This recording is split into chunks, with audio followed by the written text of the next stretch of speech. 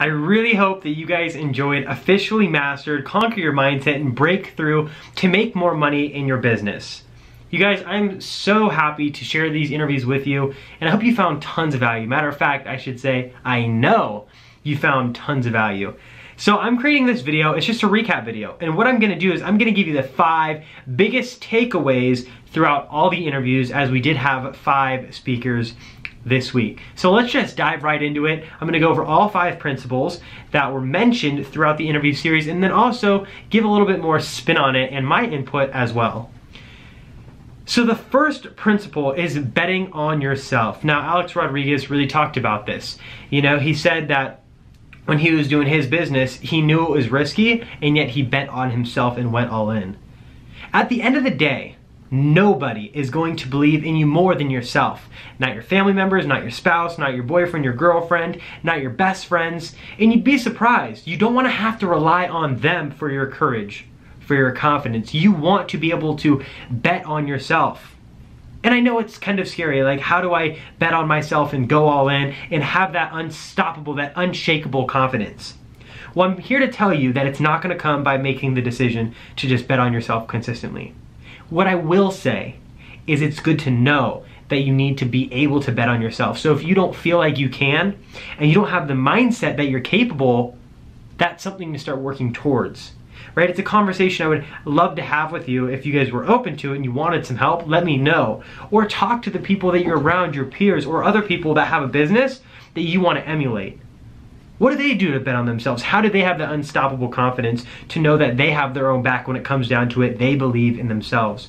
It does take time, and so many times we may not believe in ourselves because of things that might have happened in the past. We've tried believing in ourselves before and it didn't work, so we're assuming that might happen again. We might have those inner critics in our head telling us that we're not good enough, that are holding us back, or we might be interpreting things happening in our life as bad, or as bad in our business as failing, and we're afraid to bet on ourselves. There are so many different circumstances as to why we can't bet on ourselves, but I'm here to tell you that I believe in you and that you can bet in yourself, that you can have the unshakable, that unstoppable confidence to have your own back and not rely on anybody else for it. Imagine that if you didn't have to rely on anything else but yourself, knowing you were worth it, you were good enough, you are good enough. You bet on yourself. So what I am sharing with you is it's not easy. I get it's easier said than done, but recognizing and working towards that. Consistently growing, reading books, self-help books, personal development books, consistently thinking of that every single day. How can I work on that? What can I do to get better? Do I need to talk to a coach?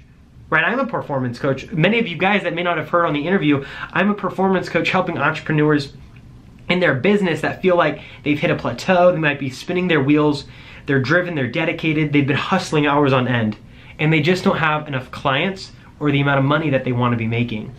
And so I help them break through to build the business that they've already envisioned. And a lot of that coaching comes from they're doing the right things, they may not believe in themselves. So bet on yourself, you guys. If you need help, reach out to peers, reach out to coaches. Do what you need to do to start finding out the reasons that you don't believe in yourself. Because to take a step to start believing in yourself, you got to find out why you don't already. Okay, the next thing is owning your gift. This was Carlos Copara. He had a great point that you have a gift. You need to own it and take responsibility for it. So if that's in your business, if that's leaving what you're doing now to do something you truly love because you're gifted at it, it's taking responsibility, right? Nobody else might have that gift. So own it. Don't be worried about what other people might think when you own your gift. If it's sales and you may not want to be in sales because what are other people going to think, etc., etc., you got to let that go. Now, you guys, that does take work and effort, right, to break through those blocks. And I'm not going to spend a lot of time on this one. But the point really is to understand what your gifts are and taking responsibility and using that in your business for your purpose, okay? This next one is one of my favorite points, and I believe it was Asa Laveau that shared this. But it all came down to, are you working off of commitments or are you working off of emotions? We all get so jazzed up like, yes, we've got the action plan. We are ready to go crush it in our business. We've got all this juice, all this energy, we're feeling good, the vibes are spreading wide. And yet what happens when it's 6 o'clock, we have so much more work to do and we don't feel like working? What happens on those days that we woke up on the wrong side of the bed, or our mornings didn't go off like we wanted it to get the momentum? Things are going bad in our life, or our business isn't working or growing the way we want it to grow. Are we committed, or are we only working and hustling hard when we feel like it, right? So a commitment is doing what we said we were going to do even after the state of mind we set it in has left. I'm going to say that again. Commitment is doing what we said we were going to do even after the state of mind we set it in has left. So in your business, if you've committed to making all these calls, if you've committed to hosting events, if you've committed to going to these places to network, if you've whatever you've committed to do it not because you want to, but because you committed, right? It's like going to the gym. This is a big one, right? The new year, everyone's ready to go to the gym. Hoorah, right? We've all got this energy. So it's easy to keep going in the beginning because we've got this energy. We're emotionally working. We're taking action on emotions. Yet when the time comes, we're not getting the results we want from working out. It's not really fitting into our schedule the way we want it to, and we stop. Why do we stop? We no longer feel like it. Not because we're committed. Okay, and it will actually show you, are you really committed? If you want to know you're committed to something, you'll actually take action not because you feel like it, but because you said you were going to do it. And when we do this in our business, oh boy, you'll see how far that principle will take you. When you don't just work off of emotion, you work off of commitment and sticking to what you committed to. You're doing what you said you were going to do, even though you don't feel like you're in the same headspace that you set it in before. All right, let's go into the fourth principle from Officially Mastered: conquer your mindset and break through to make more money.